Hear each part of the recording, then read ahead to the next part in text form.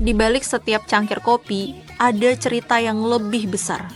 Kisah tentang ketidakadilan, kapitalisme yang berkembang, dan bagaimana kita seringkali membeli lebih dari yang kita kira.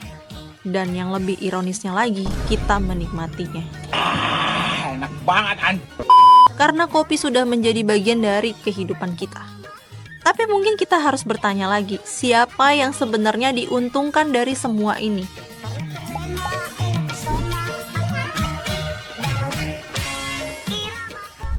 Kopi itu bukan sekedar minuman pahit yang bikin melek. Kopi itu udah jadi simbol kelas, gaya hidup, sampai investasi bisnis. Dari warkop pinggir jalan sampai coffee shop dengan interior industrial minimalis dan musik indie, kopi sekarang punya banyak wajah. Apakah ini yang melatar belakangi kenapa orang akhirnya pada banyak yang buka coffee shop? Mulai dari skala yang kecil-kecilan sampai yang besar. Kenapa orang bisa nongkrong berjam-jam cuma minum 1 gelas es kopi? Dan yang paling menarik, kenapa coffee shop sekarang bahkan bisa IPO? Dulu kopi identik sama bapak-bapak di teras rumah dan minumnya kopi hitam. Sekarang, anak-anak muda bahkan sampai yang tua, ngopi bisa sambil buka MacBook, ngonten, atau ngerjain skripsi yang gak kelar-kelar. Kopi itu bukan cuma soal rasa, tapi juga experience. Lo bukan cuma beli kopi, lo beli suasana, estetik, bahkan status sosial. Karena alasan inilah industri kopi di Indonesia bertumbuh pesat. Menurut data dari Tofin, jumlah kedai kopi di Indonesia pada Agustus 2019 mencapai lebih dari 2.950 gerai, meningkat hampir 3 kali lipat dibandingkan pada 2016 yang cuma 1.000.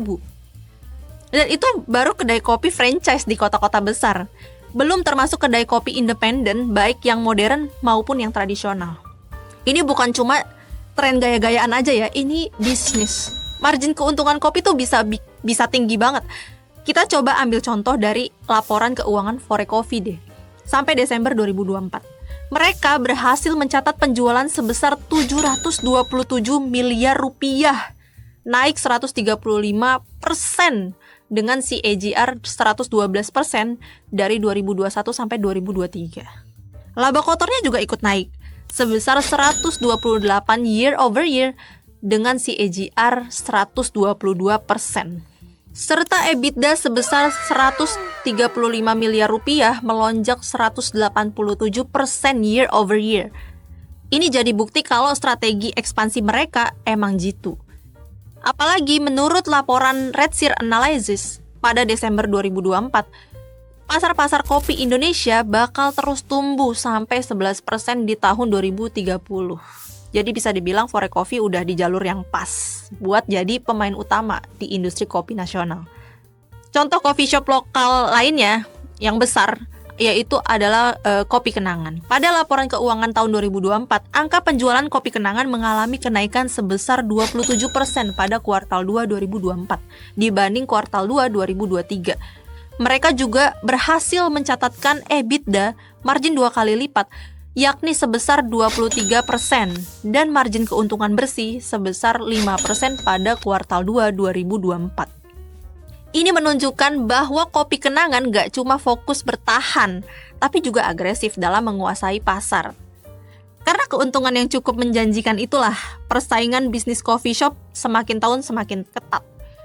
Berkat pertumbuhan pendapatan yang signifikan, Fore akhirnya melantai di Bursa Efek Indonesia atau IPO pada 14 April 2025 dengan harga pelaksanaan 188.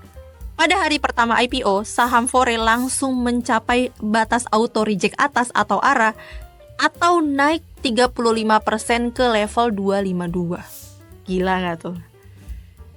Fore mungkin bukan yang pertama dan mungkin juga bukan yang terakhir. Setelah kesuksesan Starbucks di Amerika, para investor lokal mulai mikir, mungkin bisa kali ya kita bikin Starbucks lokal. Dan boom, bisnis kopi naik level. Bukan cuma di meja, tapi juga di lantai bursa. Kopi selalu punya tempat di dalam budaya Indonesia, tapi bentuknya terus berevolusi. Dulu kita ngopi sambil debat politik di warkop. Sekarang ngopi bisa sambil bikin konten buat TikTok. Tapi esensinya tetap ya, kopi itu media buat ngobrol, diskusi, atau cuma buat jeda dari hidup kita yang chaos ini. Tapi jangan salah, naiknya status kopi ini juga menciptakan jurang baru.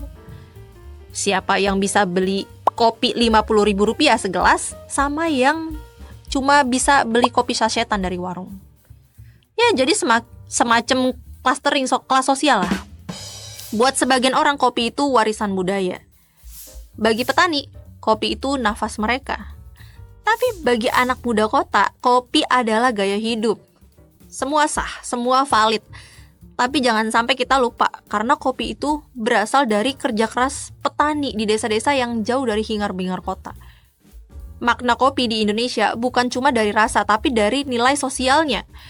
Dari zaman Belanda masih menjajah sampai hari ini, kopi punya jejak sejarah yang panjang sebagai komoditas dan simbol perlawanan. Sebenarnya industri kopi di Indonesia itu potensinya besar, tapi sayangnya ketimpangan di dalamnya ini nggak bisa dihindari.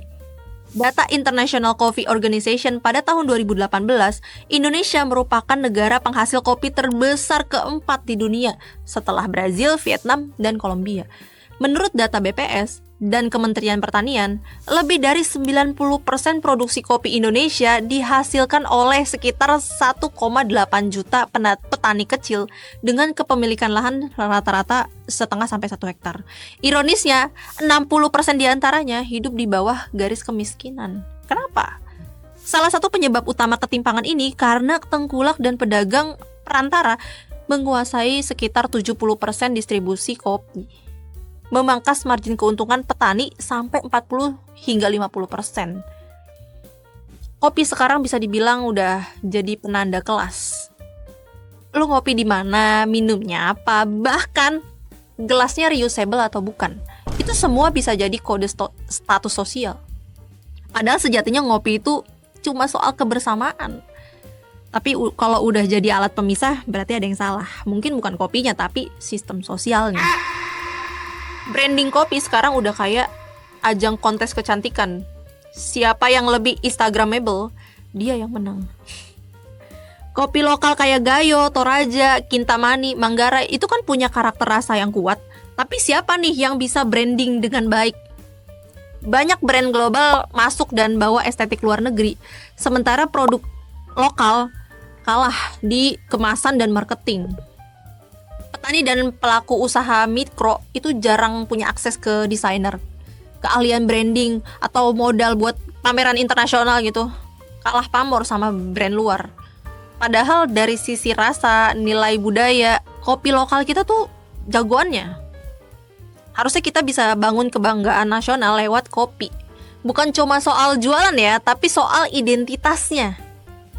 Pemerintah kita sering banget tuh bilang kalau UMKM itu adalah tulang punggung ekonomi bangsa. Tapi kenyataannya tulang punggung ini sering pegal-pegal. Banyak pelaku usaha kopi kecil yang ngeluh kalau akses permodalan ini ribet, pajak yang gak ramah, dan pelatihan yang lebih banyak teori ketimbang praktek. Contohnya nih program KUR, kredit usaha rakyat. Secara teori petani kopi bisa akses modal kan. Tapi menurut data Kompas, banyak petani kopi yang gak bisa mengajukan KUR karena mereka gak punya legalitas lahan. Jadi ya kalau gini siapa yang dirugikan? Petani lagi. Sekarang kenapa sih harga kopi tuh makin mahal harganya? Nah itu ternyata ada hubungannya juga sama krisis iklim. Bencana hidrometeorologi bikin musim panen makin gak jelas. Di Flores banyak petani yang ngeluh curah hujan makin tinggi, hasil panen menurun, hama makin gila. Menurut laporan dari Climate Institute, suhu global naik 1 derajat aja bisa bikin produksi kopi Arabica anjlok drastis. Artinya kopi enak makin langka, petani makin rugi, dan harga makin naik. Tapi kondisi kayak gini tuh siapa yang paling terdampak? Ya mereka yang kerjanya di perkebunan, bukan kita yang duduk di kafe sambil curhat soal besok nonton konser apaan lagi atau minggu depan staycation di mana lagi. Ngopi tuh kayak hidup, tapi bikin melek. Sering dianggap remeh tapi kompleks, dan yang paling penting bisa ngebuka obrolan. Ya walaupun topiknya absurd kayak apakah bumi ini beneran bulat? Tapi balik lagi, kopi itu bukan cuma soal minuman. Kopi itu media buat diskusi, buat healing, buat gaya, bahkan kritik sosial. Kita hidup di zaman dimana harga kopi itu bisa jadi sinyal ekonomi. Lu ngopi di mana aja, lu bisa nunjukin lu siapa. Tapi yang sering lupa dibahas adalah siapa yang bikin kopi itu bisa sampai ke tangan lu. Di balik latte lu yang cantik itu ada petani kopi yang lagi bingung panen gara-gara cuaca. Ada UMKM yang lagi jungkir balik mikirin pajak. Ada barista yang jam kerjanya lebih panjang daripada skripsi lu.